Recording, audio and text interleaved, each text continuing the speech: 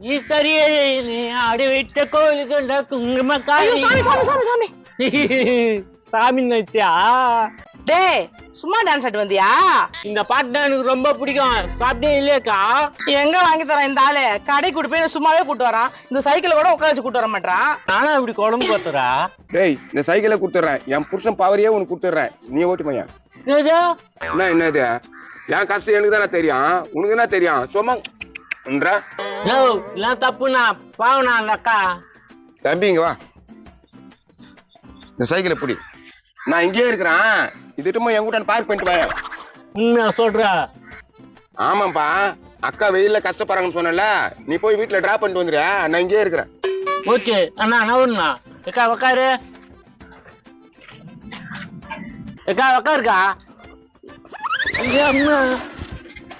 அக்கா செம்ம கை வச்சு சைக்கிள்